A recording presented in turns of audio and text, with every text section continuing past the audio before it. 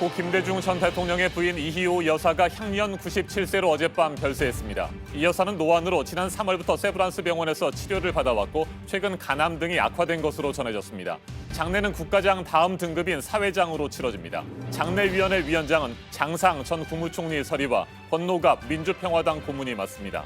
서울 신촌 세브란스 병원 장례식장에 오전 11시쯤 빈소가 차려지고 오후 2시부터 조문을 받습니다. 발인은 사흘 뒤인 금요일 새벽 6시입니다. 고 김대중 전 대통령의 아내이자 정치적 동지였던 고인은 시대를 앞서간 페미니스트로 남녀 평등과 인권 향상에 기여했습니다. 핀란드를 국빈 방문 중인 문재인 대통령은 이희호 여사는 우리 시대 대표적 민주주의자였다고 애도했습니다. 북한은 2009년 김대중 전 대통령이 서거했을 때 조문단을 파견한 바 있는데 이번에도 조문단을 보낼지 주목됩니다. 헝가리에서 침몰한 유람선 인양 작업이 우리 시간으로 오늘 오후에 시작됩니다. 남은 하나까지 와이어가 모두 배에 고정이 됐고 배를 들어올릴 크레인과도 연결이 되면서 모든 준비가 완료됐습니다. 조타실, 갑판, 선실 순으로 차례로 인양을 하면서 실종자 수색 작업을 할 예정입니다. 삼성바이오로직스 분식회계 의혹을 수사하고 있는 검찰이 이재용 삼성전자 부회장 최측근으로 알려진 사업지원 TF 정현호 사장을 오늘 소환 조사할 예정입니다. 광범위한 증거인멸을 지시한 정점에 정현호 사장이 있는 것으로 검찰은 보고 있습니다. 트럼프 미국 대통령이 중국은 결국 관세 때문에 미국과 합의를 할 것이라고 말했습니다. 이달 말 G20 회의 때 시진핑 중국 국가주석과의 회동을 언급하면서 만나지 못하면 추가 관세를 부과하겠다는 뜻을 밝혔습니다.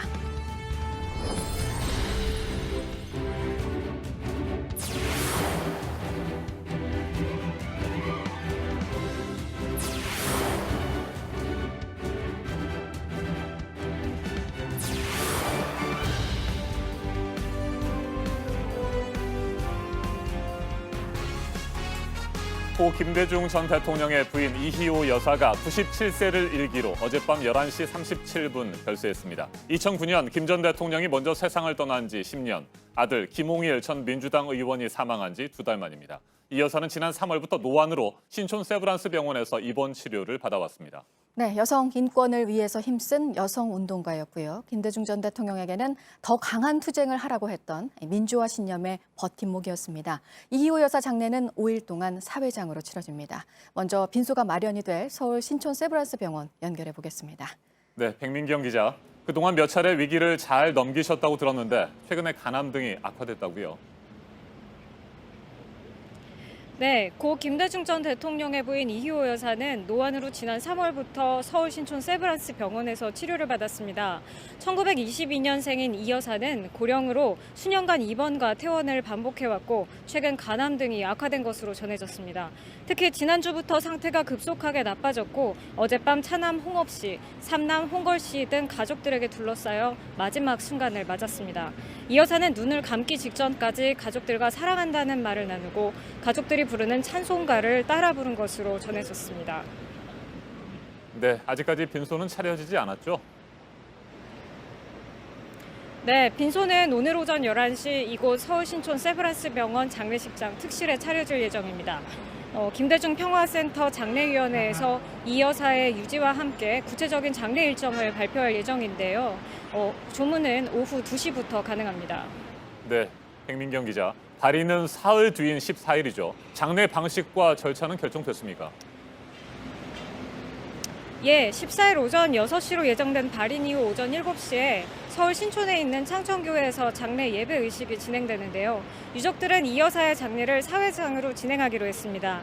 사회장은 사회에 공헌한 저명 인사를 기리기 위해 사회단체가 자발적으로 모여 치르는 장례 의식인데요. 전직 대통령 등이 별세할 때 치르는 국가장 다음급의 장례인데 정부에서 장례 비용 일부를 보조하거나 업적을 기리는 훈장을 추서하기도 합니다. 이번에는 사회 각계 대표가 모여 5일 동안 치르게 됩니다. 장례 예배 이후 이 여사는 서울 동작동에 있는 국립현충원으로 옮겨집니다. 장례위원장은 권노갑 평화당 상임고문, 장상전 이화여대 총장 등이 맡습니다.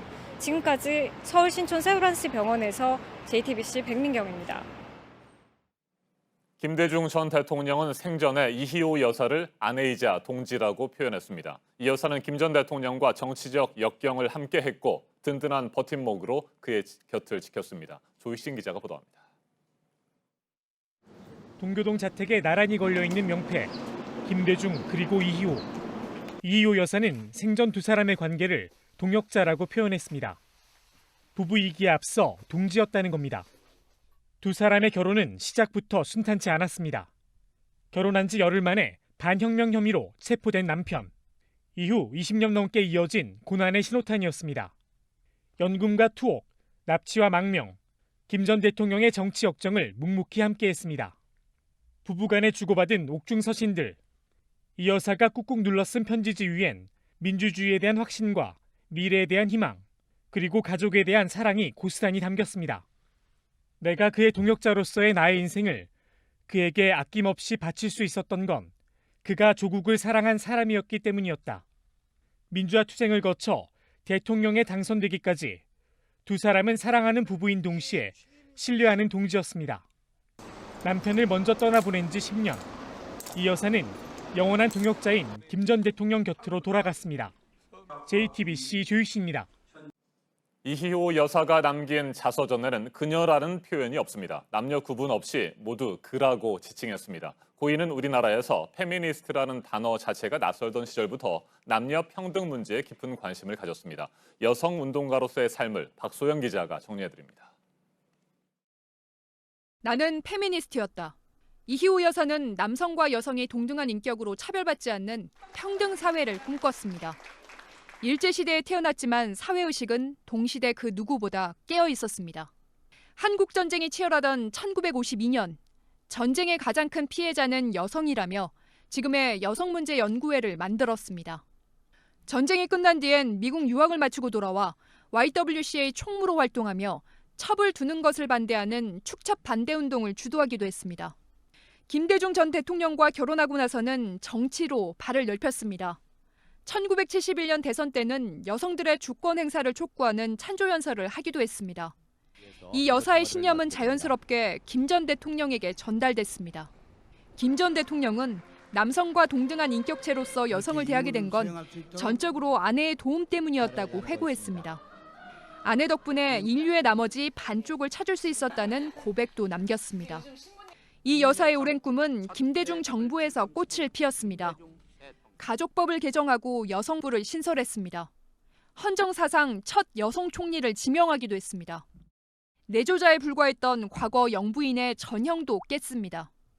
단독으로 5차례 해외 순방에 나섰습니다.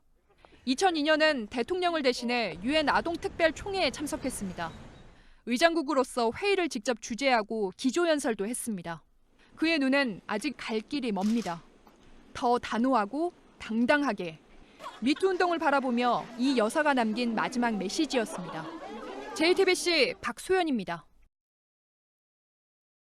네, 지금 핀란드에 있는 문재인 대통령도 고인을 애도했습니다. 이희호 여사는 정치인 김대중을 행동하는 양심으로 만들고 지킨 우리 시대의 대표적인 민주주의자였다면서 우리의 평화를 위해 계속 응원해 주리라 믿는다는 메시지를 냈습니다. 안희근 기자입니다.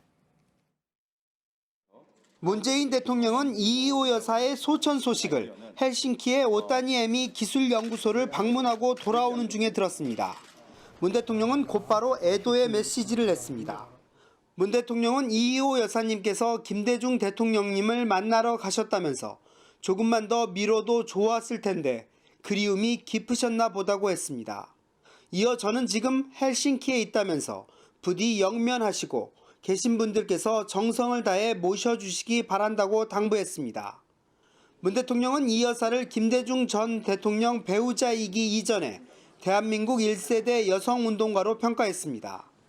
남북관계에 기여해온 이 여사의 빈자리에 대한 안타까움도 토로했습니다. 문 대통령은 지난해 평양 방문에 여사님의 건강이 여의치 않아 모시고 가지 못해 안타까웠다면서 평화의 소식을 가장 먼저 알려드리고 싶었는데 벌써 여사님의 빈자리가 느껴진다고 적었습니다. 이어 김대중 전 대통령과 함께 하늘나라에서 우리의 평화를 위해 응원해 주시리라 믿는다고 덧붙였습니다. 문 대통령은 지난 9일 출국 직전 이 여사의 건강을 염려해 이 여사 셋째 아들인 김홍걸 민화협 상임의장과도 통화한 것으로 확인됐습니다. 헬싱키에서 JTBC 안의근입니다. 10년 전 김대중 전 대통령이 서거했을 때 곧바로 북한은 조문단을 서울에 보냈었습니다. 이번에도 조문단을 보낼지 그래서 관심이 모아지고 있는데요. 북미, 남북 관계가 막혀있는 이 시점에 북한의 조문단이 내려온다는 건 또 의미가 있습니다. 안태훈 기자입니다.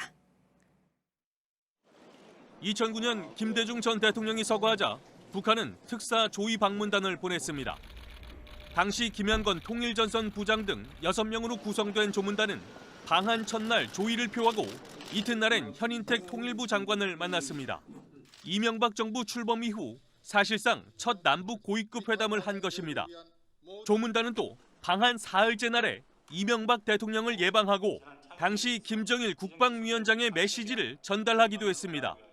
이희호 여사와 북측의 관계로 볼 때 북한은 이번에도 조문단을 보낼 가능성이 있습니다.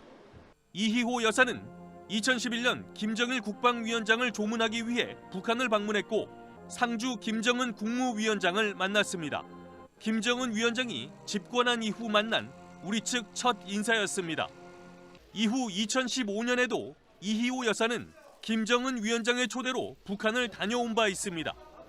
다만 하노이 북미 정상회담 이후 양국이 기싸움을 이어가고 있어 조문단 파견을 부담스러워할 가능성도 배제할 수는 없습니다.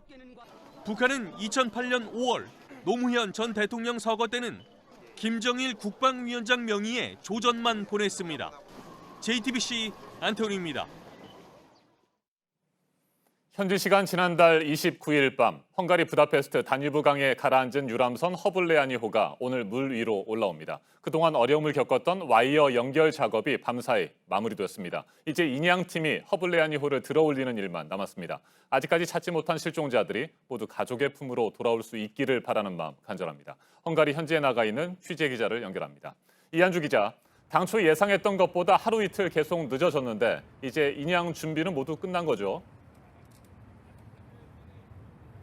네, 밤사이 가장 난관이던 와이어 연결 작업이 모두 마무리가 됐습니다. 인양선인 클라크 아담도 침몰 지점으로 자리를 옮겼습니다. 허블레아니호를 감은 와이어도 클라크 아담에 연결이 됐습니다. 이렇게 모든 준비가 마무리가 되면서 허블레아니호는 이제 물 밖으로 들어 올려질 일만 남았습니다. 자, 그렇다면 인양 작업은 언제쯤 시작이 되는 겁니까? 네, 인양은 이곳 시간으로 오전 6시 반부터 시작이 됩니다. 지금 현재 시간이 11일 0시니까 우리 시간으로 오후 1시 반부터 시작이 되는 겁니다. 인양팀은 작업이 순조롭게 이뤄질 경우 모든 작업이 4시간 안에 끝날 것으로 예상을 했습니다. 다만 실종자 발견에 따라서 시간이 유동적이긴 한데 하루 이상은 걸리지 않을 전망입니다. 네, 인양 작업을 담당할 대형 크레인 주변에는 크고 작은 선박과 바지선도 자리를 잡고 있죠. 어떤 역할을 맡게 되는 겁니까? 네, 인양은 클라크 아담호가 크레인을 작동하면서부터 시작이 됩니다. 현재 침몰 지점 위주에는 허블레아니호를 들어 올릴 그 바지선도 준비가 됐고 배 뒤편을 고정할 선박도 마련이 됐습니다. 이 인양 과정에서 실종자들이 나왔을 때 옮길 수 있도록 경찰 보트도 대기 중입니다. 양쪽 구조 당국은 전날에도 실종자들을 발견하면 가장 빠르게 병원으로 옮길 수 있도록 예행 연습을 실시를 하기도 했습니다. 네, 선체 인양과 함께 실종자 수색도 동시에 이루어지게 될 텐데 구체적인 절차를 좀 살펴볼까요? 네, 인양은 3단계에 걸쳐서 진행이 됩니다. 한꺼번에 들어올리는 게 아니라 이 조타실과 갑판, 선실로 나눠서 3차례 나눠서 진행이 됩니다. 이 배가 정상적으로 수면 위로 떠올랐을 때 위에서부터 보이는 순서입니다. 이 들어올리는 과정에서 선박이 부서지는 것을 막기 위해서 한꺼번에 들어올리는 게 아니라 5cm씩 천천히 들어올리게 됩니다. 이 과정에서 헝가리 대원 2명과 우리 대원 2명이 선실로 내부로 진입을 해서 실종자를 수색하게 됩니다. 이한주 기자, 아직까지 발견되지 않은 실종자들 모두 침몰한 배 안에 있을 가능성이 일단 높은 것으로 보이지만 그렇지 않을 경우에도 대비를 해야 할 것 같습니다. 어떻습니까?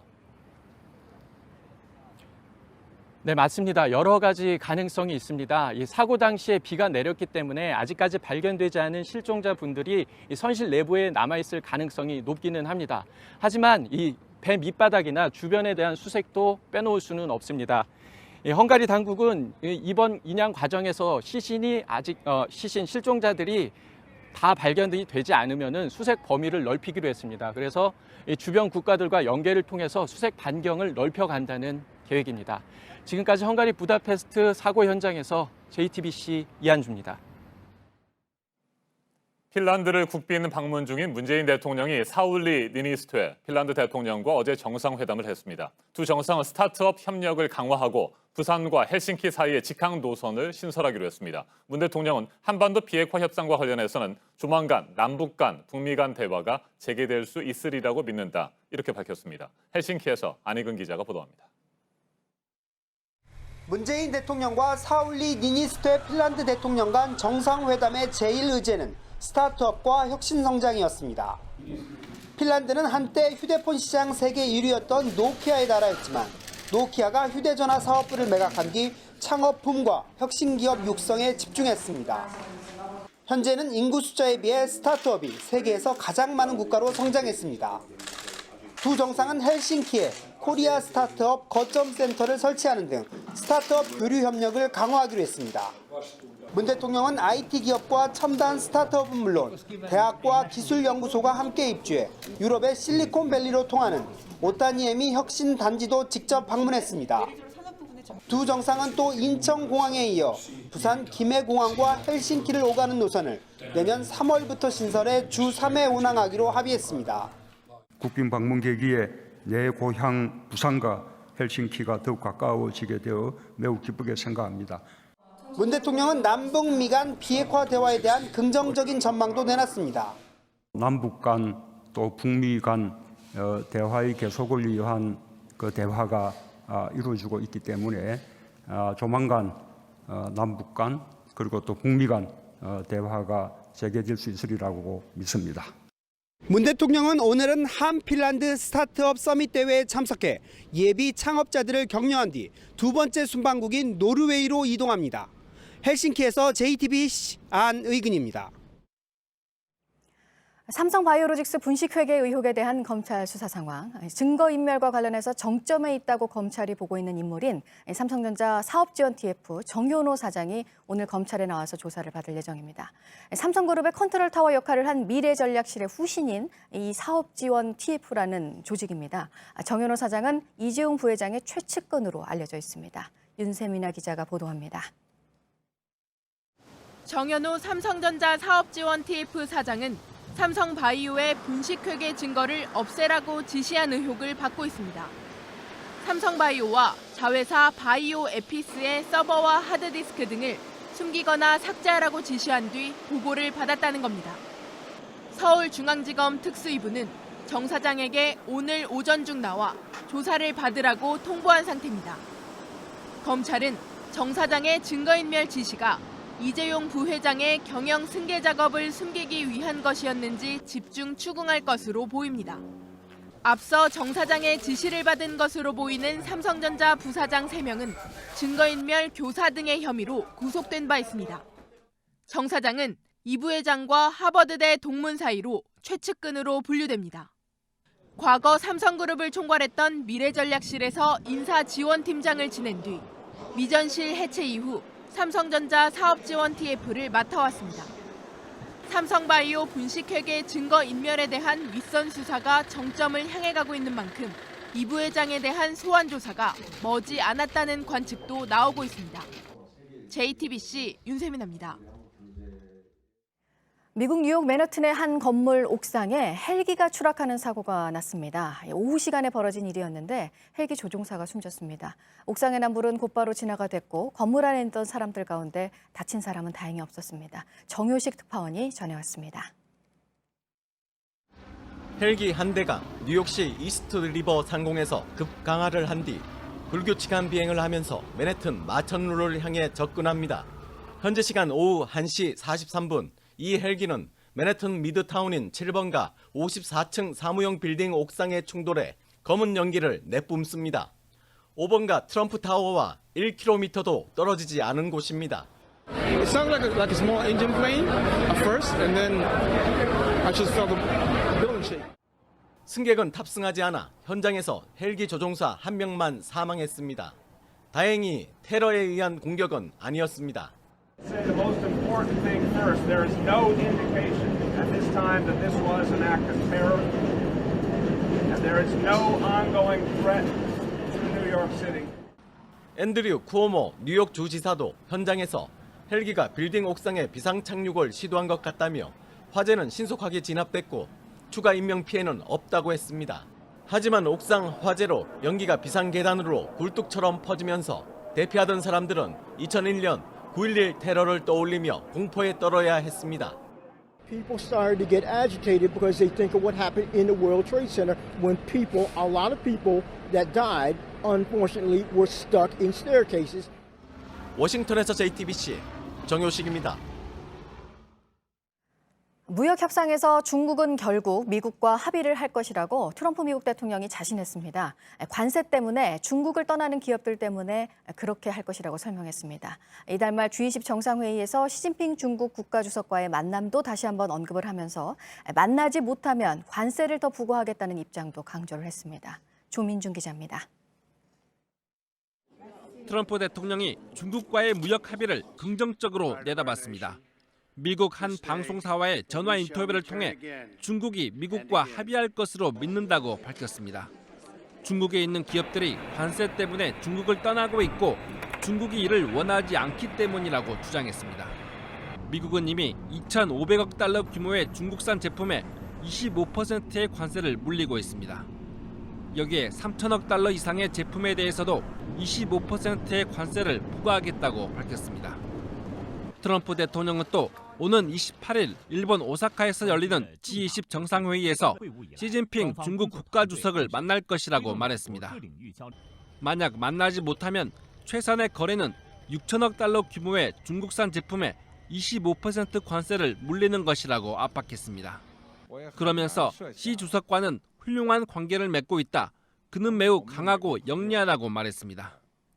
지난해 12월 금리를 인상한 미 연방준비제도를 향해선 미국 경제에 매우 파괴적이라고 비판했습니다. JTBC 조민주입니다. 이번에는 오늘 아침 체크해봐야 할 뉴스들을 분야별로 살펴보겠습니다. 먼저 정치 분야입니다. 김현철 통일부 장관이 북한에 대한 인도적 지원은 대북 제재에 해당하지 않는다며 미국 정부도 공감하고 있다고 말했습니다. 또 각계각층의 의견을 수렴해보니 대체로 필요성에 대해서는 공감을 하고 있다며 방법과 형식에 대한 견해차를 충분히 고려하겠다고 밝혔습니다. 한국에 입국한 베트남 국민의 불법 체류가 급격히 늘어나자 우리 정부가 5년 동안 한 번에 최장 30일씩 자유롭게 한국을 방문할 수 있는 복수비자 발급 대상자를 제한하기로 했습니다. 베트남의 하노이와 다낭, 호찌민 3대 대도시 거주자 누구에게나 그동안 발급해주던 복수비자를 영주권제로 제한하고 임시 거주증을 가진 사람들의 신청은 받지 않기로 했습니다. 사법개혁 법안의 패스트트랙 지정 이후 어제 처음으로 국회 사법개혁 특별위원회 전체 회의가 열렸습니다. 사전에 합의된 의사 일정이 아니라며 자유한국당과 바른미래당 소속 의원들은 참석하지 않아서 반쪽 회의가 됐습니다.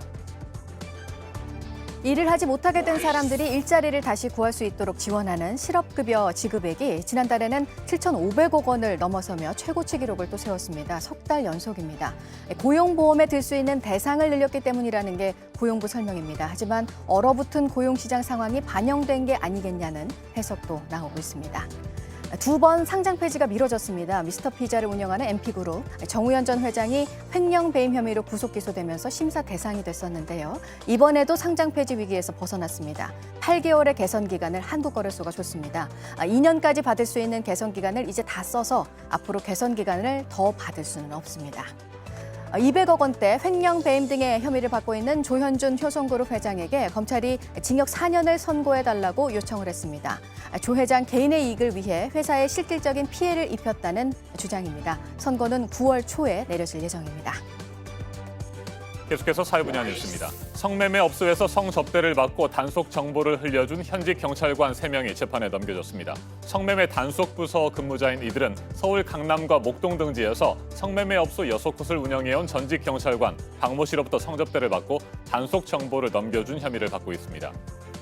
부산의 한 피부과에서 60대 무명 연극 배우가 의사 행세를 하면서 환자를 진료하다가 들통이 나자 병원 문을 닫고 잠적했습니다. 이 병원에서 시술을 받고 부작용을 호소한 환자는 지금까지 3명입니다. 경찰이 수사에 나섰습니다. 태국에서 택시를 탄 한국인 승객이 운전기사에게 폭행을 당하는 사건이 발생했습니다. 지난 3일 한국인 여성 관광객 2명이 택시를 탔는데 미터기를 켜고 가자고 요구했다가 기사로부터 폭행을 당하고 스마트폰을 빼앗겼습니다. 태국 육상교통국이 해당 운전기사에게 벌금을 부과하고 추가 범행 여부를 조사하고 있습니다.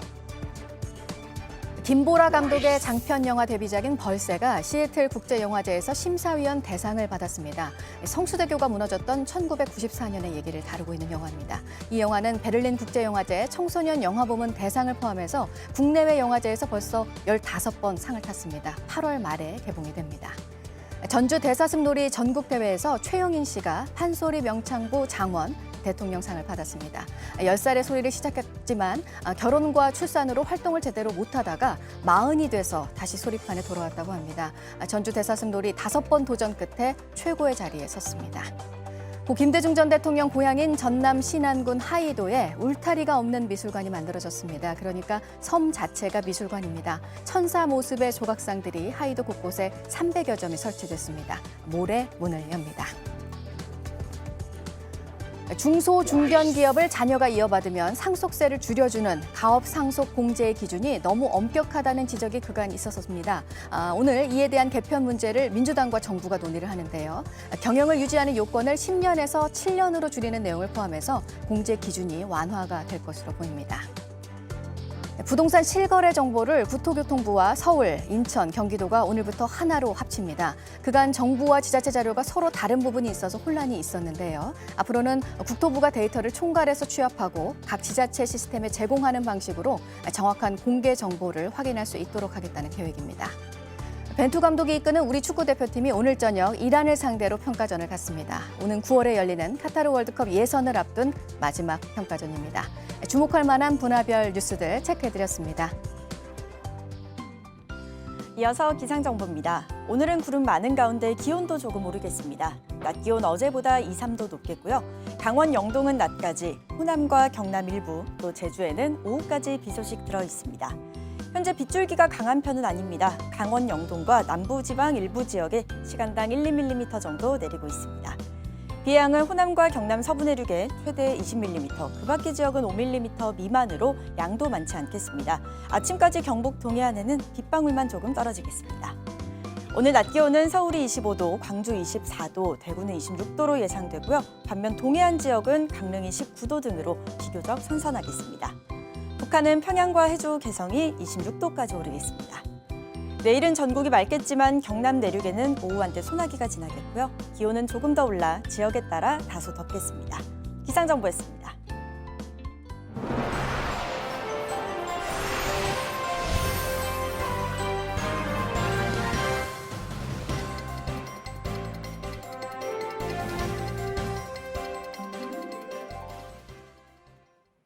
경찰의 별이라는 경무관 계급을 달고 있는 유현철 분당서장이 최근 경찰에 소환돼 조사를 받은 걸로 확인됐습니다.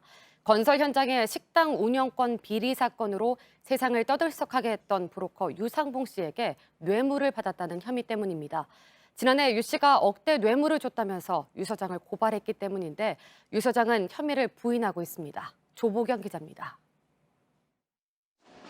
유상봉 씨는 건설 현장의 식당 운영권을 따내려고 정관계 인사에게 뒷돈을 준 혐의로 2010년 구속됐다 풀려났습니다. 지금은 다른 뇌물 사건으로 수감돼 있습니다.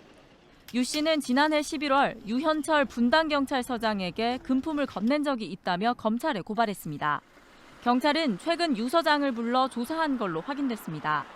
검찰 지휘를 받아 수사에 나선 경찰은 유 서장의 계좌와 통화 내역에서 일부 석연치 않은 점을 발견했습니다. 다만 유 씨의 진술이 계속 바뀌고 있어 참고인들을 불러 사실관계를 따져보고 있습니다. 앞서 유 씨는 고발장에서 유 서장에게 식당 운영권을 따내는 등의 대가로 1억 2천만 원을 건넸다고 주장했습니다. 하지만 경찰 조사를 받을 땐 진술을 바꿔 6천만 원이 안 되는 돈을 줬다고 말했다고 합니다. 유 서장은 취재진과의 통화에서 유상봉 씨와 서너 번 만난 적은 있지만 금품을 받은 적은 없다며 의혹을 부인했습니다. JTBC 조보경입니다. 필요할 때 잠깐씩 차를 빌려 타는 공유 서비스가 뜨면서 새로운 보험 사기도 기승을 부리고 있습니다. 20대 동네 선후배 77명이 돌아가며 차를 빌려 사고를 냈는데 무려 8억 원을 보험금으로 챙겼습니다. 이태경 기자입니다. 좌회전을 하는 차량 옆으로 승합차가 다가오더니 그대로 부딪힙니다. 승합차 운전자 A씨는 차량 공유 서비스로 차를 빌려 타고 가던 중이었습니다. 보험사는 처음엔 단순 접촉사고로 보고 보험금을 내줬습니다. 하지만 A씨가 비슷한 사고를 계속 내자 조사에 들어갔습니다. 알고 보니 일부러 차에 부딪혀 돈을 챙긴 보험 사기단이었습니다. A씨를 중심으로 77명이 110차례에 걸쳐 사고를 내고 보험금 8억 원을 챙겼습니다. 모두 20대 초중반으로 동네 선후배 사이였습니다. 이들이 차량 공유 서비스를 이용한 건 적은 돈으로 손쉽게 차를 빌릴 수 있기 때문이었습니다. 사고가 나더라도 업체엔 몇십만 원만 내고 수백만 원의 보험금을 챙길 수 있었습니다. 오토바이를 타고 일부러 지나가는 차에 부딪혀 5억 원을 타는 음식 배달원 10명도 붙잡혔습니다. 차에 달지도 않은 부품을 달았다며 보험금을 챙긴 사례도 있습니다. 눈으로 확인하기 어려운 유리막 코팅이 대표적입니다. 한 업체는 차량이 공장에서 나오기도 전에 유리막 코팅을 한 것으로 적었다가 덜미가 잡혔습니다. 금융감독원은 지난해 적발된 보험 사기 규모가 7,980억 원으로 역대 가장 많았다고 밝혔습니다. JTBC 이태경입니다. 서울의료원에서 일하던 미화원이 지난 5일에 폐렴으로 갑자기 숨졌습니다. 이 미화원은 올해만 3차례 12일 연속으로 일했습니다. 당시 미화원들이 일하는 곳엔 의료 폐기물까지 잔뜩 쌓여 있어서 감염 의혹까지 나왔습니다. 배양진 기자입니다. 60살 병원 미화원이던 아버지는 지난 4일 몸이 안 좋다며 조퇴를 했습니다. 코피를 흘리고 복통을 호소해 급히 일하던 서울의료원 응급실로 옮겼지만 이튿날 세상을 떠났습니다. 정확하게는 이렇게 자세히 갑자기 안 좋아졌다, 갑자기 안 좋아지셨다 이 말만 계속 들은 거였거든요. 그러나 아버지가 일하던 곳을 찾은 아들 심 씨는 놀랄 수밖에 없었습니다. 감염 위험이 있는 의료 폐기물이 쌓여 있었기 때문입니다. 숨진 심 씨가 일하던 쓰레기 하역장 입구입니다. 지금은 깨끗하게 정리가 되어 있는데 심 씨가 일하던 지난 5일엔 복도 가득 의료 폐기물 박스가 쌓여 있었습니다. 이 박스들은 지금 이쪽에 의료 폐기물 처리장으로 옮겨진 상태인데 이곳엔 노동자들의 휴식 공간도 같이 마련돼 있습니다. 공식 사인은 면역력 감소로 인한 폐렴. 그런데 아버지 혈액에선 병원에서 주로 감염되는 슈퍼박테리아가 나왔습니다. 서울의료원은 폐기물을 고열 처리에 밀봉하기 때문에 감염 가능성은 없다는 입장입니다. 과로도 갑작스런 죽음의 한 원인으로 꼽힙니다. 주 6일 근무는 기본이고 손이 부족하면 2주나 3주 내내 일합니다. 거기다 사람 빠지면 더 근무 더 해야 되겠지. 아픈 사람이 또 결혼자가 2개 빠지게 되면 나머지 일로 넘어가. 의료원은 노동자들이 개인 사정이 있으면 자율적으로 근무를 바꾼다고 설명했습니다.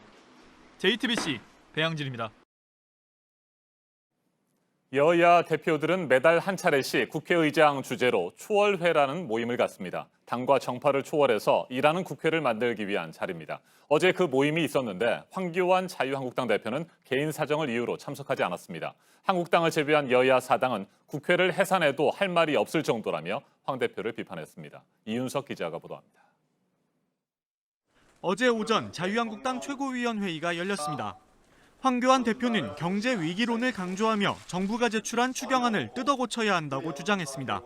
추경이라고 하면 그나마라도 좀 제대로 짜와야 되는 것 아니겠습니까? 몇 시간 뒤 문희상 의장과 각 당 대표가 모였습니다. 황 대표는 나타나지 않았습니다. 비판이 쏟아졌습니다. 추경안이 제출된 지 47일이 흘렀는데도 무슨 일을 못 온다고 그럴까요? 지난번에도 안 왔죠. 정치가 실종됐습니다. 내각제 같으면 지금이 바로 국회 해산 시점입니다. 황 대표는 이렇게 반박했습니다. 우리를 국회에서 나올 수밖에 없게 이렇게 하신 거 아닙니까? 본질이 뭔지 다시 한번 생각해 보시길 바랍니다. 이런 가운데 청와대는 국회 정상화를 위해 제시했던 대통령과 여야 대표 회동을 무리하게 추진하지는 않을 전망입니다. 황 대표의 1대1 회동 요구까지 수용한 상황에서 더 이상 할 수 있는 게 없다는 겁니다. JTBC 이윤석입니다. 고 김대중 전 대통령의 부인 이희호 여사가 97세를 일기로 어젯밤 11시 37분 별세했습니다. 이희호 여사는 김 전 대통령의 평생 반려자이자 정치적 동지였고 2009년 김 전 대통령이 먼저 세상을 떠난 이후에도 한반도 평화를 위해 많은 활동을 펼쳐왔습니다. 최영일 시사평론가와 이희호 여사 별세 소식 짚어보고 여야의 갈등으로 공전을 거듭하고 있는 국회 상황도 살펴보겠습니다. 어서 오십시오. 안녕하세요. 네, 이희호 여사 김대중 전 대통령과 평생의 동지로 네. 격변의 현대사를 함께 겪어오지 않았습니까? 맞습니다. 1962년도에 40의 나이로 김대중 대통령과 결혼을 했죠. 네. 이 15대 대통령이 됐고 영부인이 되셨지만 사실 그 당시에는 야당 정치인이었습니다. 상당히 결혼 이후에 혹독한 고난의 세월을 거쳐서 인동초라는 이제 별명이 붙기도 했는데요. 그야말로 야당 정치인으로서의 탄압, 민주화 운동의 과정, 심지어는 또 납치, 감금, 사형 선고, 미국 망명 생활도 거쳤습니다. 그런데 그럼에도 불구하고 고 김대중 대통령께서 영부인의 위치로서만이 아니라 내 평생의 반려자이자 동지이기도 하다. 네. 정치적 동지로서 활동을 했고요. 어제 돌아가시기 직전까지도 이 김대중 평화재단의 이사장을 맡고 계셨습니다. 2015년까지도 이제 방북을 했었고요. 그래서 아마 이번 그 이호 여사의 이 별세 아마 북한에서도 조문단이 내려올 것으로 예상이 되고 정말 그 한많은 삶이고 정말 민주화와 함께했던 삶인데 저는 이 오늘 새벽에 소식을 듣고 네. 가슴이 좀 아팠던 것이 어제가 또 하필 60 민주화 운동 기념일이었고요. 그리고 올해는 고 김대중 대통령 서거하신 지 꼭 10년이 되는 해입니다. 그렇죠.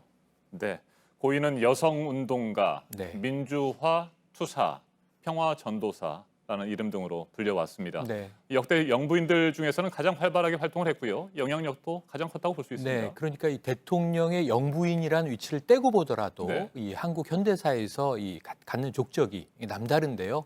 왜냐하면 1922년생 일제 치하에서 태어나서 일제를 겪었고요. 하지만 그 과정에 여성으로서 무엇을 할 수 있을 것인가. 그래서 이화여고, 이화여대를 거쳐서 서울 사범대를 나오고 미국 유학을 다녀옵니다. 그 당시로서는 상당히 엘리트 여성이었는데 고국에 돌아와서는 YWCA의 총무를 맡아서 여권운동을 시작을 했습니다. 그 당시에 구호가 있습니다. 혼인신고를 하자. 네. 혼인신고를 하지 않은 부인들이 법적으로 상당히 불리한 위치에 처했던 그 남녀 차별이 심했던 상황이고요. 또 이 축첩을 하는 사람들은 국회에 보내지 맙시다. 당시로서는 굉장히 파격적인 여권운동을 했거든요. 이렇게 활발하게 이제 여성 인권운동을 하던 과정에 사실은 전쟁 중에 1951년도에 고 김대중 대통령과 처음 만났는데 네. 그때는 이제 김대중 대통령이 결혼 중이었고요. 이후 첫 부인과 사별한 후에 1962년에 이 결혼을 하게 됐는데 재미있는 점은 이호 여사는 그 당시까지도 독신주의를 고집하면서 여성운동에 매진해 왔었는데 김대중 대통령과 함께 한다면 내 뜻을 펼칠 수 있겠다 이런 생각을 했던 것 같고요. 그 이후로는 이제 여성운동뿐 아니라 민주화 운동의 길 나아가서는 이제 한반도 평화운동까지도 네. 망라하는 삶을 살게 됐습니다. 앞서 잠깐 언급을 하셨습니다만 10년 전인 2009년 김대중 전 대통령이 별세했을 때 북한 네. 조문단을 보내왔습니다. 맞습니다. 이번에도 조문단을 보낼 가능성이 높다고 봐야 되겠죠? 매우 높고요. 또 정부가 받아들일 가능성이 높죠. 네. 사실은 2009년은 MB 정부 시절이었음에도 불구하고 이 김대중 대통령이 갖는 그 남북 간에서의 위치 때문에 이명박 정부도 조문단을 받았고 대통령이 또 당시에 만나기도 했습니다. 또 이 정주영 전 회장이 작고하셨을 때도 이 조문단이 내려왔었죠. 그런 측면에서는 북한이 남북 관계에서 중요한 역할을 했던 인사들의 이 별세, 서거 이런 시기에는 조문단을 파견해 왔고 네. 아무리 이제 남북 관계가 좀 냉엄한 시기였다 하더라도 조문은 받는 것이 또 한국적인 정서입니다. 이번에 어쩌면 이희호 여사의 별세에 북한 조문단이 내려온다면 또 다른 남북 대화의 계기가 되지 않을까 생각해 보게 되는 것이요. 이희호 여사가 김정은 위원장을 만났을 때도 사실은 친서를 전달해 오는 네. 이 일종의 이제 남북 간 교류의 역할을 하셨었거든요. 어쩌면 이번에도 그런 기회가 올 수 있겠다는 생각은 듭니다. 네, 고인의 장례는 사회장으로 치러질 예정이고요. 여야 5당 대표를 장례위원회 고문으로 위촉할 계획이라고 하던데 네. 그렇게 되면 여야 5당 대표들이 자연스럽게 또 한 자리에 모일 수도 있겠군요. 네, 사실은 이 민주당과 지금 자유한국당의 이 국회를 둘러싼 갈등을 차치하고라도 이 고 김대중 대통령에 대한 평가는 여야 없이 정말 이 훌륭한 대통령이셨다. 한반도 평화에 기여했다. 또 IMF를 극복한 공로도 있지 않습니까? 이런 측면에서 상당히 극찬을 해왔고요. 심지어는 문재인 정부가 김대중 정부를 닮아야 한다. 김대중 정부 때는 화해를 추진했다. 이런 입장을 네. 자유한국당도 밝혀왔습니다. 아마 황교안 대표 입장에서 이번에 사회장에 5당 대표가 위원으로 들어가는 것에 사실 전혀 거부할 이유는 없어 보이는데 지금 정쟁이 너무나 격화되어 있는 상황이다 보니까 그것은 또 이 자유한국당과 바른미래당의 반응을 좀 오늘 지켜봐야 할 것 같습니다. 네, 앞에서도 전해드렸습니다만 여야 5당 대표와 문희상 국회의장이 만나는 어제 초월의 네. 모임. 네. 황교안 자유한국당 대표 역시 불참을 했습니다. 어떻게 전망하세요? 국회 정상화도? 네, 불참을 했습니다. 네. 너무 안 만나고 있습니다. 네. 사실은 정쟁은 정쟁이고 국회 정상화를 둘러싸고 자유한국당의 요구는 사실은 명료하거든요. 두 가지입니다. 패스트트랙을 철회하라. 그리고 당시에 패스트트랙을 이제 밀어붙인 부분에 대해서 사과하라. 이 두 가지 요구인데 당시에 이제 국회 선진화법을 무력화시키는 것은 또 자유한국당에도 이제 과오가 있습니다. 이게 고발까지 되는 네. 상황인데요. 정상화가 된다면 이 부분을 정치적으로 풀 수는 있겠죠. 그런데 황교안 대표가 어제 좀 묘한 이야기를 하셨어요. 이제 이 국회로 돌아오라는 여야 4당과 또 문희상 국회의장의 요구에 황교안 대표는 누가 우리를 이렇게 떠돌이 정치를 하게 만들었는가라고 또 이제 반문을 했는데 사실 이게 국회 정상화는 쉽지 않다 하더라도 자꾸 만나야 풀린다는 점에서는 초월의 모임, 매주 첫 번째 월요일에 국회의장과 5당 대표가 모이기로 했던 모임이나 혹은 그 외에 여당이나 타당과의 네. 접촉이 있으면 조금 우리가 가늠할 수 있겠는데 황교안 대표는 마이웨이를 하고 있고요.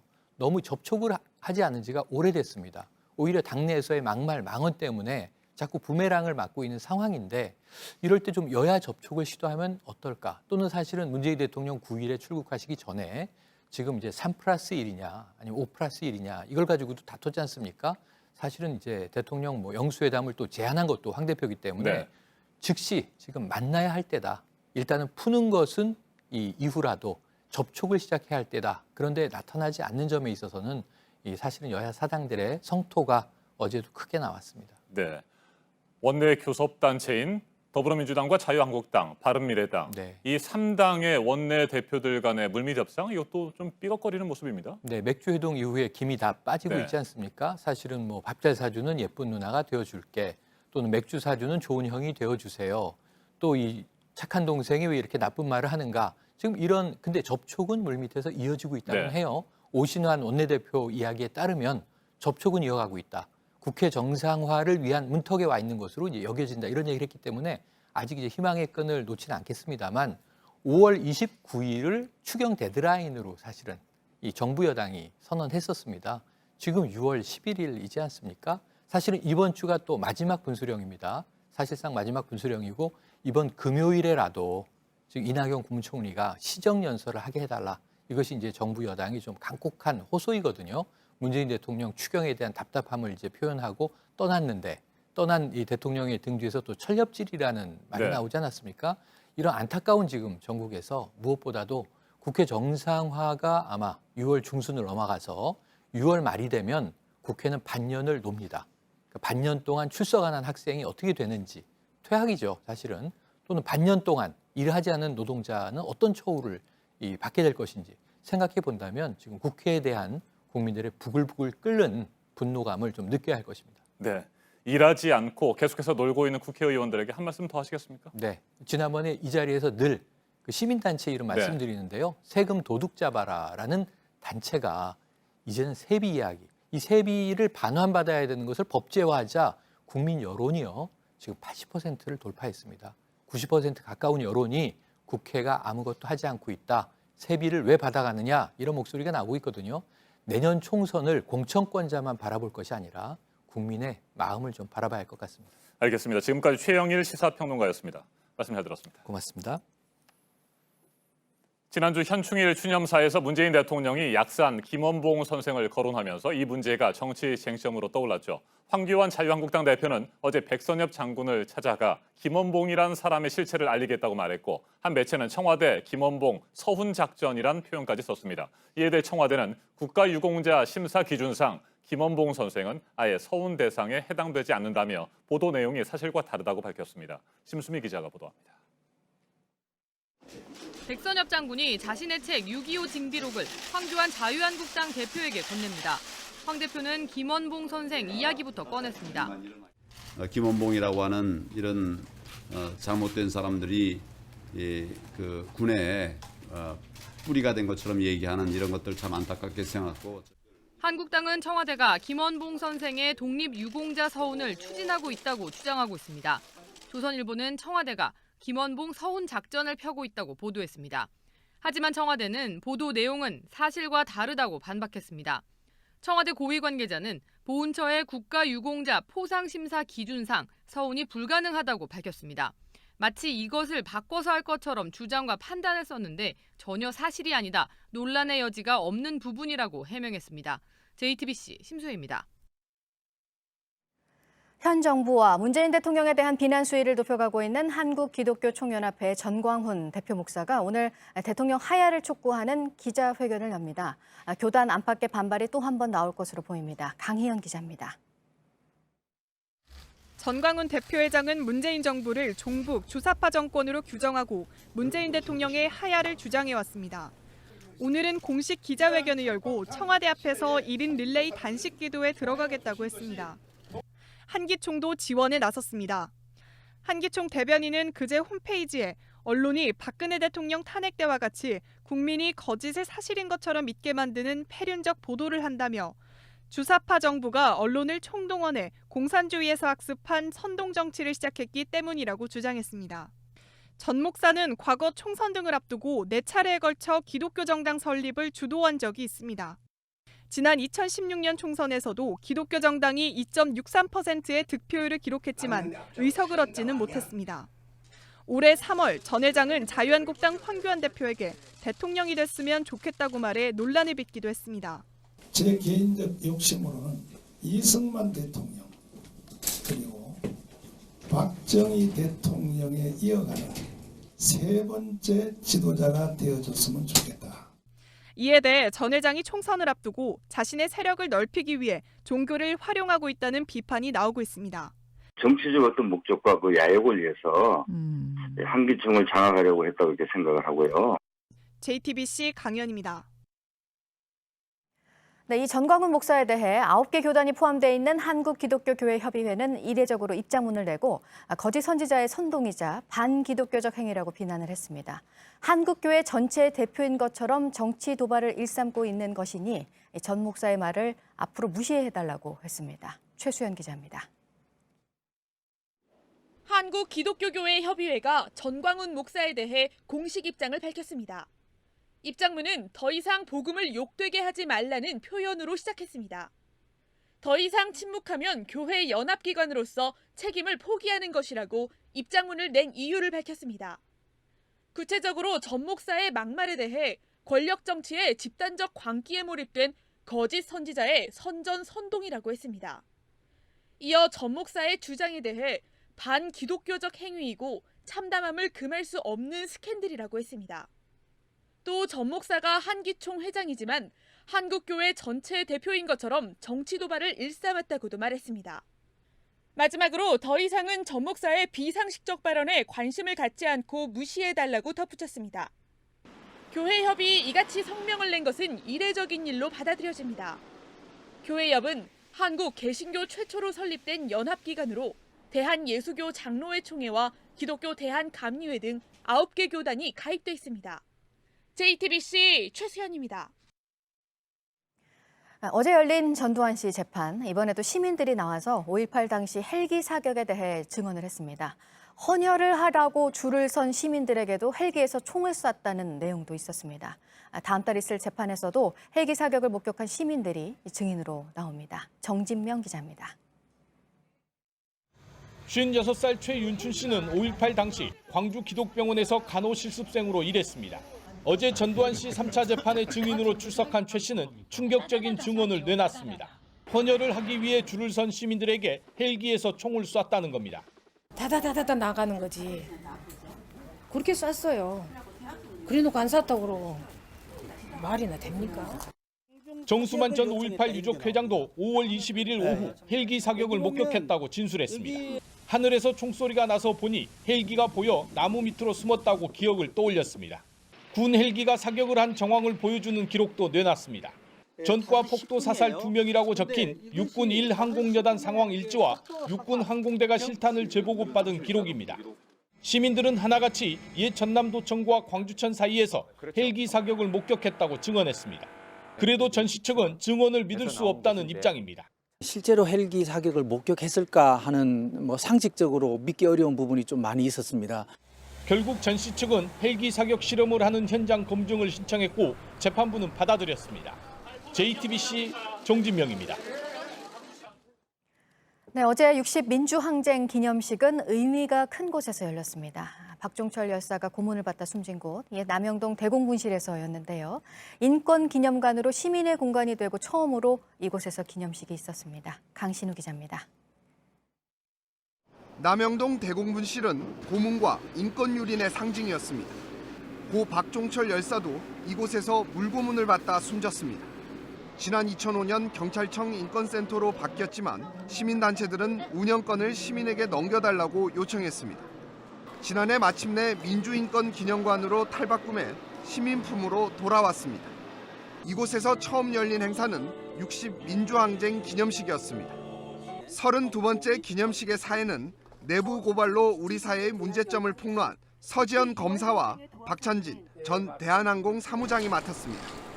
문재인 대통령은 진영 행안부 장관이 대독한 기념사를 통해 민주주의에서 대화의 중요성을 강조했습니다.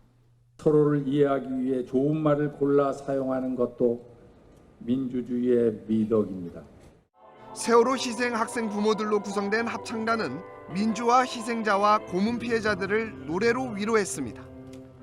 여야 정치인들도 한자리에 모였습니다. 하지만 자유한국당 황교안 대표는 일정상의 이유로 불참했습니다. 어제 황 대표는 문재인 정권이 역대 가장 비민주적이라며 참된 민주주의를 위해 끝까지 투쟁하겠다고 말했습니다. JTBC 강신우입니다.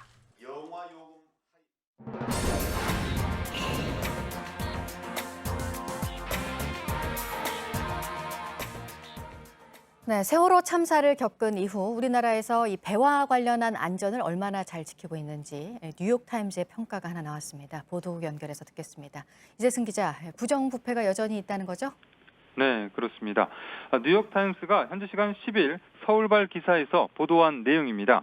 한국 정부 관리들이 세월호 참사 이후 안전을 개선하기 위해 강한 처벌 조항 등을 채택했지만 규정 위반이 광범위하게 이뤄지는 것으로 보인다고 지적했습니다. 해양경찰이 지난해 2주간 이 제주항으로 들어오는 트럭을 비밀리에 감시한 결과 21대의 트럭이 시간과 비용을 아끼기 위해 항구 주변에서 화물을 추가로 적재한 이후 중량 측정을 받지 않았다고 뉴욕타임스는 전했습니다. 다만 한국 정부가 이 검사한 여객선 수명 연한을 엄격히 하고 또 비상시에 대비한 선원 훈련 등 새로운 법률과 규정을 제정해서 준수하고 있다고 덧붙였습니다. 다음은 해외 이동통신사들이 최근 5G 장비 사업자를 선정하면서 잇따라 중국 화웨이를 배제하고 있다는 소식입니다. 일본 소프트뱅크는 5G 파트너로 핀란드 노키아를 선정했고 또 덴마크 최대 이통사 TDC도 12년간 거래해온 화웨이 대신에 스웨덴의 에릭손을 지정했습니다. 국내에서 유일하게 화웨이 5G 장비를 사용 중인 LG U+의 행보도 주목되는데요. U+ 측은 장비사 변경은 고려하지 않는 것으로 관측됩니다. U+ 측은 소프트뱅크는 미국 이동통신사 인수합병 문제가 걸려 있어 거액을 투자해 교체할 수 있지만 막대한 비용과 고액통신 두절 등을 무릅쓰고 5 장비 등을 교체할 이동통신사가 많지 않을 것이라고 주장했습니다. 네, 그리고 올여름에 걱정이 큰 전기요금입니다. 그래서 정부가 얼마 전에 그 누진제 개편안 3가지를 내놨는데 오늘 공청회가 있죠? 네, 그렇습니다. 이 누진제 개편 TF에는 산업통상자원부와 한국전력공사, 또 학계와 소비자 단체 등 150여 명이 참여했습니다. 여기서 내놓은 개편안 방안을 보면 첫 번째로는 현행 3단계 누진 체계를 유지하되 여름철에만 누진 구간을 확대하는 방안이 있고 그리고 두 번째로 요금이 가장 높은 3단계를 폐지하는 방법이 있습니다. 끝으로 누진제를 아예 폐지하는 방안 등 모두 3가지입니다. 공청회를 마치면 누진제 개편 TF는 온라인 게시판 등 의견 수렴 결과를 종합적으로 검토해 산업부와 한전에 권고안을 제시할 예정입니다. 온라인 사전조사에서는 3번째 방안인 아예 누진제를 폐지하자는 의견이 아무래도 우세했습니다. 정부는 이번 달 내로 누진제 개편을 완료할 계획입니다. 지금까지 아침엔 지금 JTBC 이재승입니다. 화요일 날씨 키워드입니다. 오늘은 곳곳 비, 서울 25도, 그리고 동해안 선선인데요. 오늘 구름 많은 가운데 강원 영동과 호남, 제주를 중심으로 약하게 비 소식이 있습니다. 기온은 어제보다 올라서 서울이 25도, 대구가 26도로 예상되고요. 반면 동해안 지역은 동풍의 영향으로 평년 기온 밑돌면서 비교적 선선하겠습니다. 공기도 깨끗하고 출근길이 상쾌한데요. 이런 날씨 정말 좋다, 일광욕 해야겠다고 말씀하셨고요. 다만 일출 보고 싶었는데 구름이 많아서 아쉬웠다는 분도 있었습니다. 내일부터는 맑은 가운데 조금 더 더워집니다. 자외선 차단 잘해주셔야겠습니다. 지금까지 키워드와 SNS로 만나본 날씨였습니다. 한진그룹 조씨 일가의 막내딸 조현민 씨가 회사로 돌아왔습니다. 이른바 물컵 갑질 사건으로 물러난 지 1년여 만입니다. 대한항공이 아니라 지주회사 격인 한진칼의 전무로 어제 출근했습니다. 상속을 둘러싼 가족 사이의 갈등은 아직까지 마무리되지 않은 상황입니다. 박영우 기자가 보도합니다. 조현민 전무는 어제 서울 소공동 한진칼 건물로 첫 출근했습니다. 물컵 갑질로 물러난 지 14개월 만입니다. 유리컵 던진 거랑 음료 뿌린 거에 대해서 인정하십니까? 심려를 끼쳐드려 진심으로 죄송합니다. 아직도 직원들과 시민들의 시선은 따갑습니다. 한진그룹 측은 조 전무가 복귀하는데 법적인 문제는 없다는 입장입니다. 폭행 등 각종 범죄 사실에 대해 무혐의나 공소권 없음 처분을 받았다는 겁니다. 하지만 조 전무가 일하던 대한항공이나 진에어 대신 지주회사 격인 한진칼의 전무를 맡은 건 미국 국적 논란을 의식했다고 볼 수 있습니다. 조 전무의 복귀는 한진그룹의 후계 구도와 맞물려 큰 관심을 모읍니다. 고 조양호 회장의 지분을 어떻게 나누어 상속할지를 놓고 가족 갈등이 이어지고 있어서입니다. 조 전무에 이어서 언니인 조연아 전 대한항공 부사장이 복귀할 가능성도 높습니다. 조 전 부사장은 관세법 위반 혐의로 재판을 받고 있습니다. 오는 목요일 선고 결과에 따라 조은태 회장을 비롯한 한진 3남매가 경영 현장에서 힘겨루기를 할 수 있다는 관측도 나옵니다. JTBC 박영우입니다. 지방에서 전세를 끼고 수백 채의 주택을 사들였던 부동산 갭 투자자들이 최근 잇따라 파산했죠. 부동산 경기가 좋지 않기 때문인데 문제는 이들이 세입자에게 전세금을 돌려주지 못해 피해가 커지고 있다는 점입니다.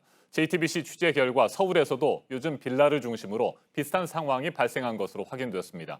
수백 채를 사들였던 빌라 주인들이 잠적하면서 피해는 눈덩이처럼 계속 커지고 있습니다. 구혜진 기자가 보도합니다. 서울 강서구의 한 다세대 주택가입니다. 강모 씨의 세입자를 찾는다는 전단지가 골목마다 붙었습니다. 이렇게 모인 강 씨의 세입자만 50가구. 대부분 사회초년생과 신혼부부입니다.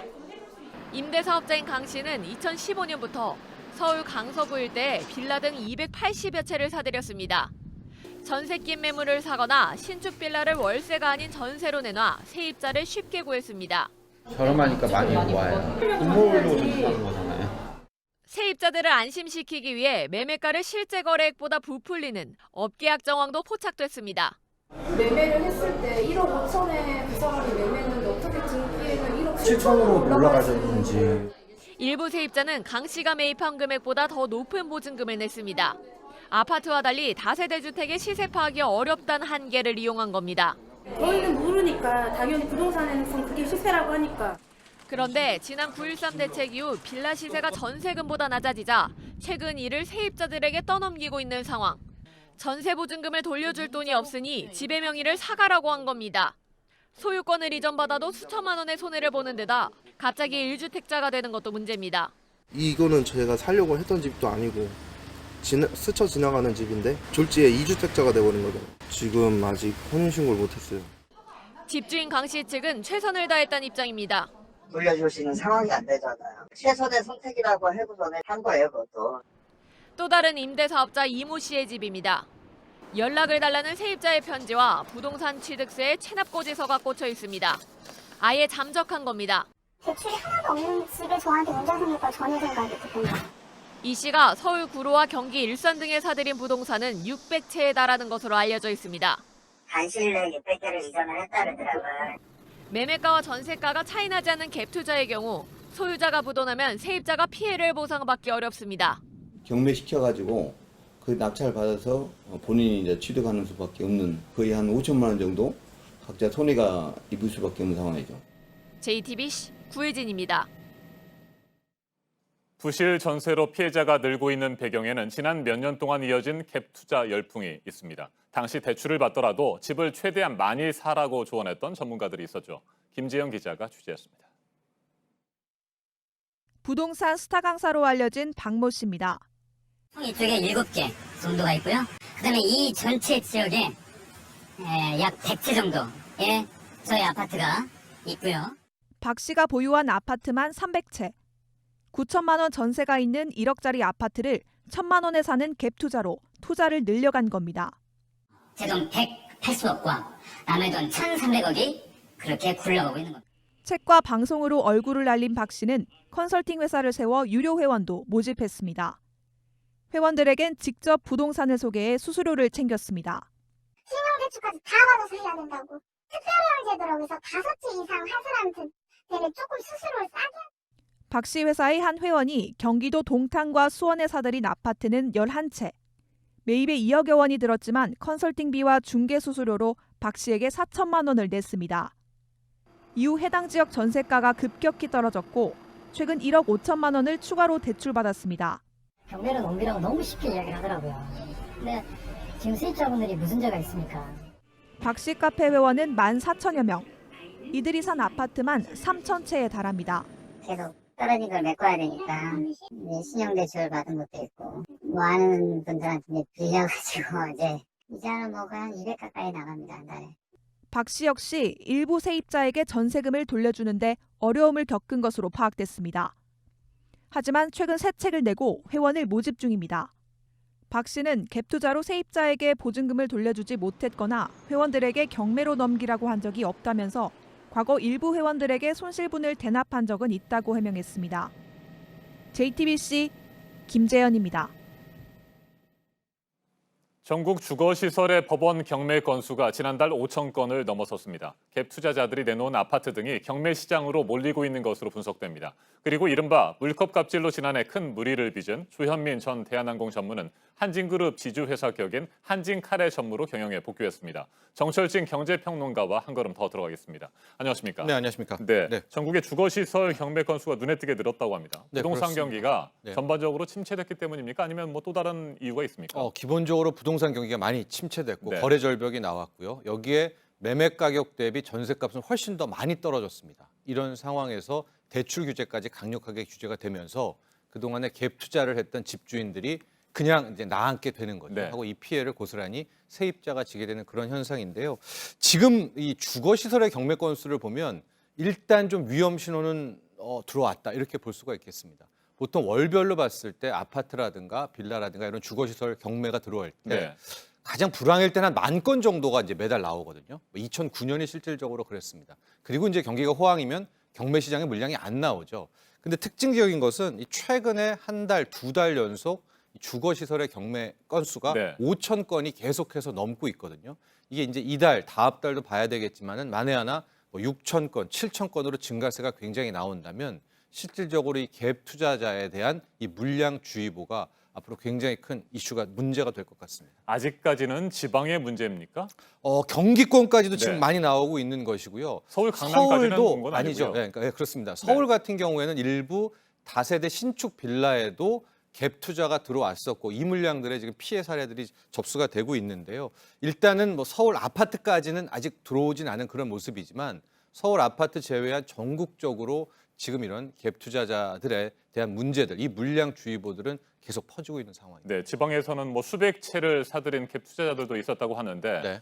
서울 강남에서 뭐 그런 갭 투자자들은 없었습니까? 갭 투자라는 게요. 기본적으로 매매 가격이 있고요. 네. 전세 가격이 있는데 한 3년 전을 기억하시면은 매매가 대비 전세가가 거의 뭐 75%, 85%가 붙어 있었고 실질적으로 뭐 아파트 가격이 6억, 7억대 이상인 네. 경우에도 있겠지만은 가장 많이 갭 투자가 나왔던 것이 이 매매 가격이 한 2억 원대 수준, 1억 원에서 2억 원대는 전세가가 뭐 한 1억 7천, 1억 8천. 그렇다면은 돈 1,000만 원으로 네. 집 한 채를 살 수 있었던 이런 시기였거든요.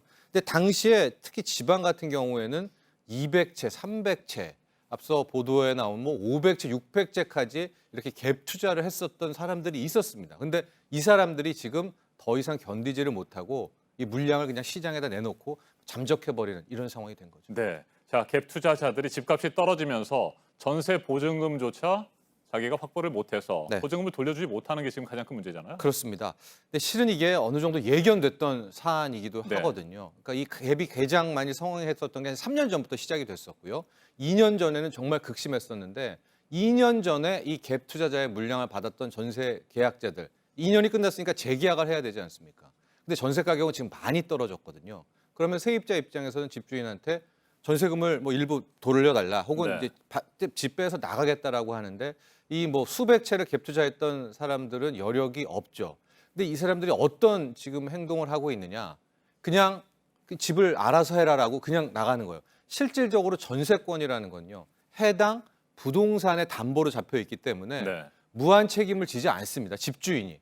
그 집 그냥 알아서 갔든지 말든지 하고 본인이 빠져버리면 실질적인 피해는 세입자가 고스란히 질 수밖에 없는 그런 안타까운 상황이 된 겁니다. 네, 그렇다면 수천만 원을 손해 보더라도 경매에서 낙찰을 받는 수밖에 없습니까? 현재로서는 그런 방법밖에는 없죠. 특히 이제 우선 선순위 대출권자 같은 경우에는 이 경매 시장에서 우선권을 주기 때문에 근데 이것도 해법이 될 수 있는 것이 아닌 게 일단은 자체적으로 뭐 2, 3천만 원, 많게는 5천만 원 이상 손해를 보게 되고 세입자 입장에서는 원치 않는 유주택자가 되잖아요. 1주택자 혹은 2주택자가 되는 것이고 이렇게 될 경우에 향후 자신들이 계획했던 내 집 마련, 뭐 청약시장에서 1순위가 뭐 밀려난다든가 또 원치 않는 세금들, 취등록세도 내야 되고요.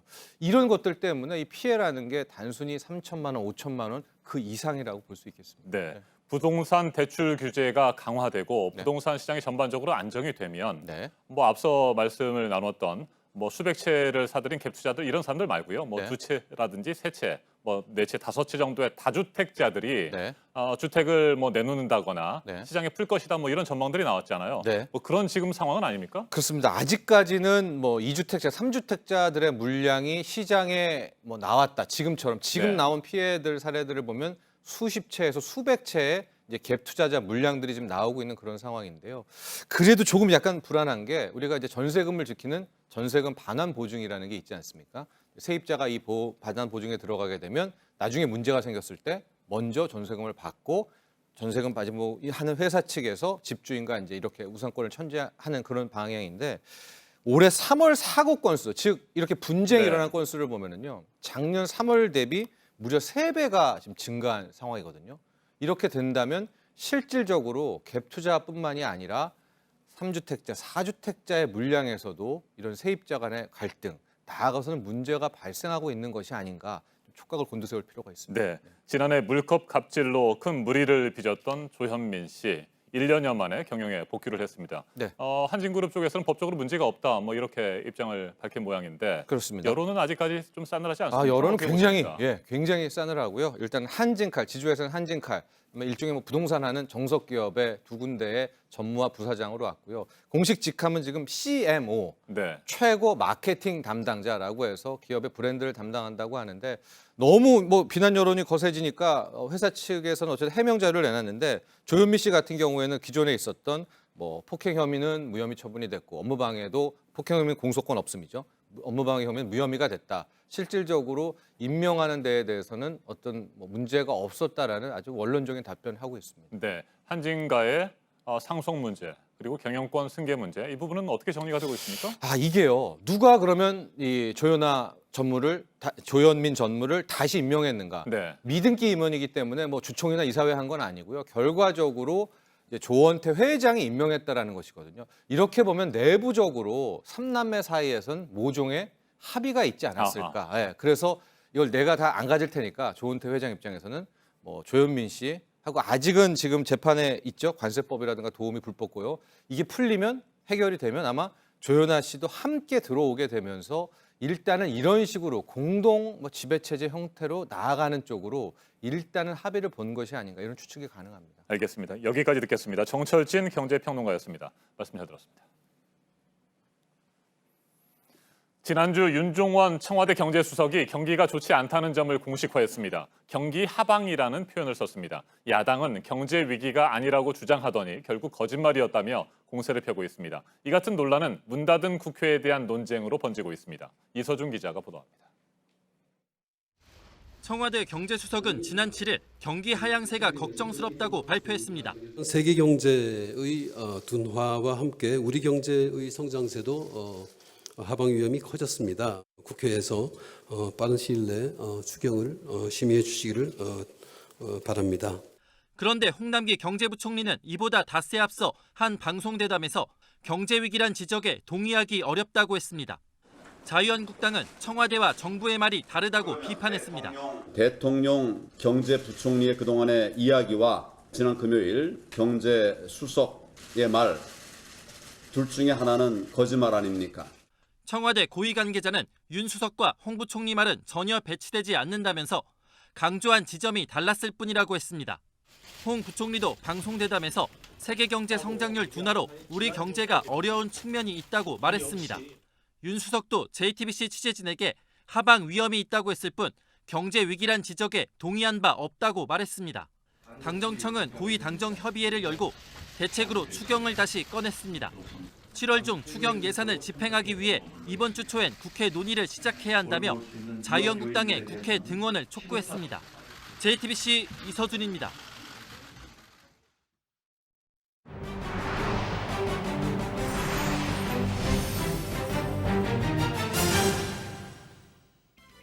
미국 메이저리그 보스턴 레드삭스의 전설이죠. 데이비드 오티스가 모국인 도미니카 공화국에서 총격을 당했습니다. 현지 시간 9일 술집에 있던 오티스가 괴한이 쏜 총에 맞아 병원으로 옮겨졌습니다.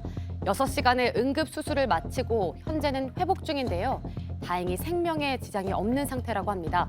체포된 총격 용의자는 현지 경찰이었습니다. 한 마약상이 자신의 아내와 오티스가 부적절한 관계라고 생각해 경찰을 사주해 총격 사건을 벌였다고 하는데요. 경찰이 또 다른 용의자 한 명을 추적 중입니다.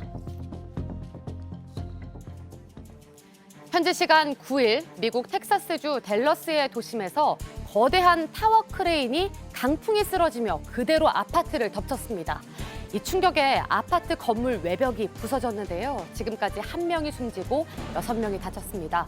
사고 당시 댈러스 지역엔 강풍주의보가 내려져 있었는데요. 당국이 아파트 주민을 대피시키고 현장을 수습하고 있습니다. 빨간 경주차 한 대가 갑자기 사람들을 향해 돌진합니다.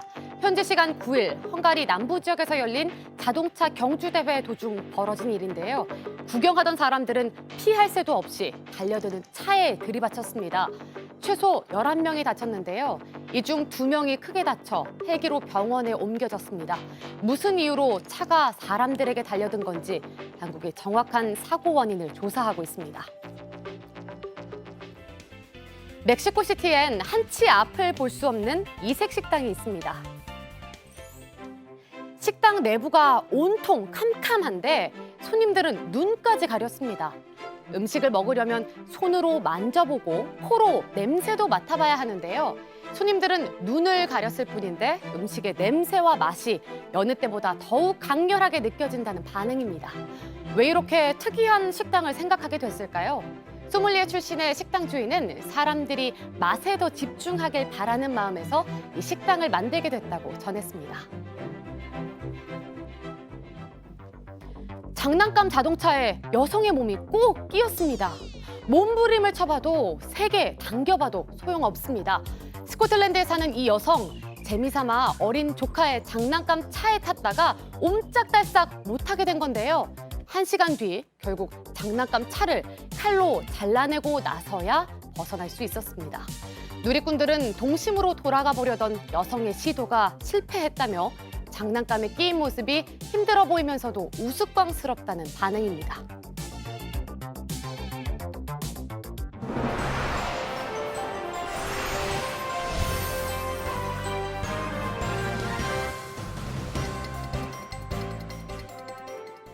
네, 화요일 아침 8시 12분 지나고 있습니다.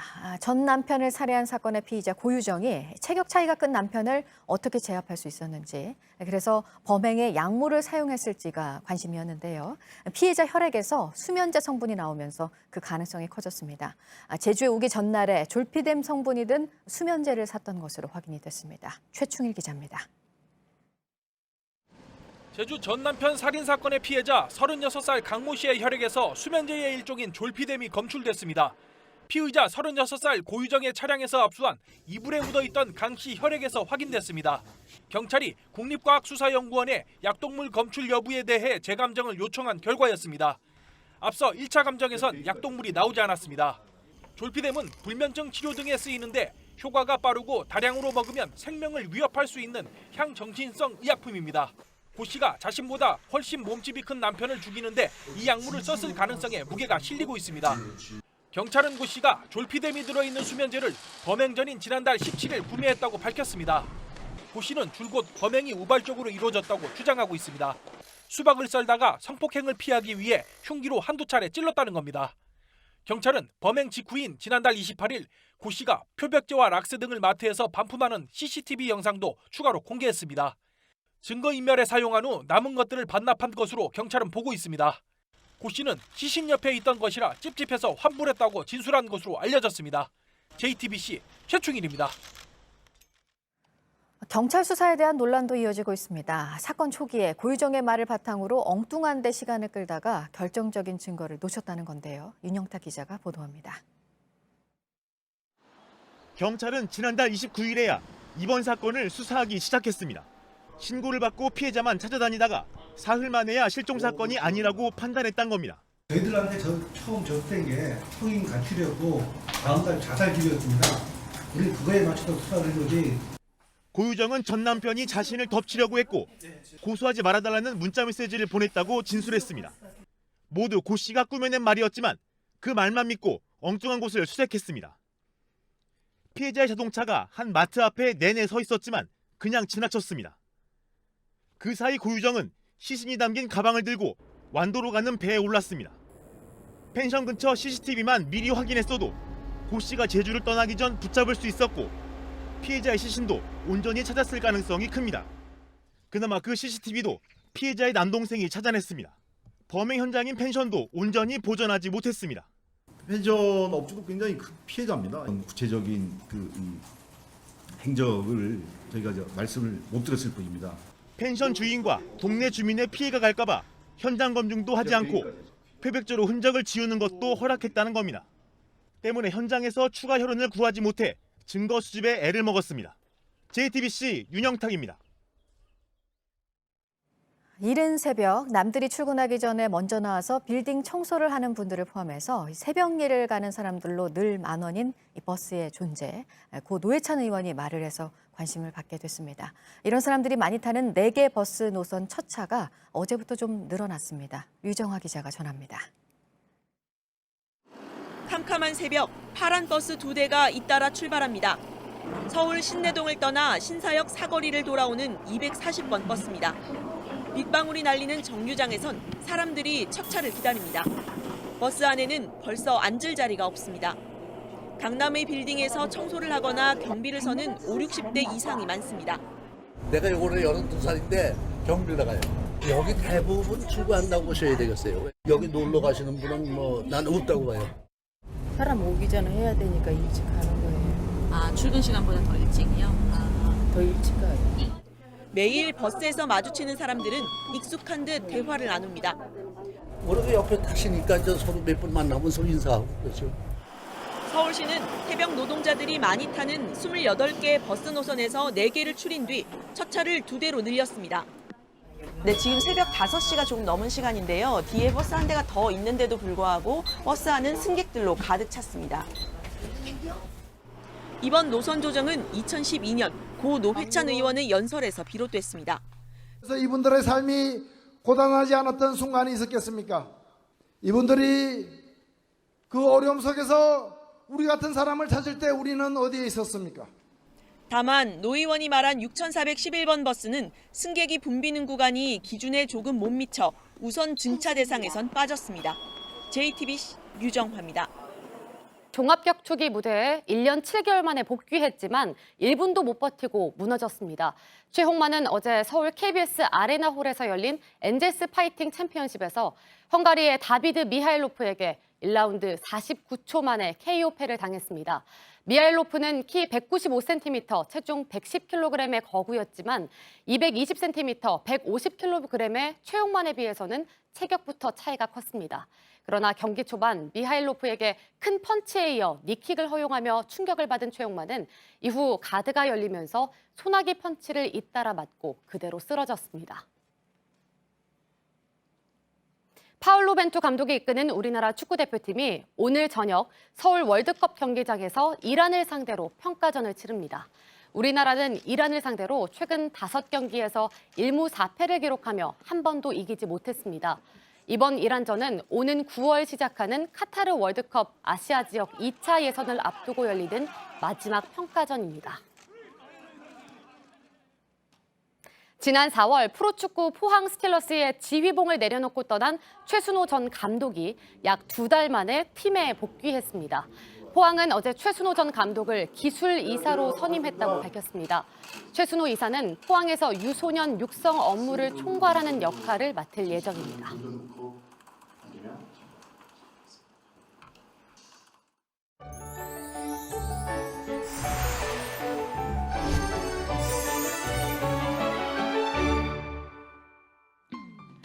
구름 많은 가운데 기온도 조금 오르겠습니다. 낮 기온 어제보다 2, 3도 높겠고요.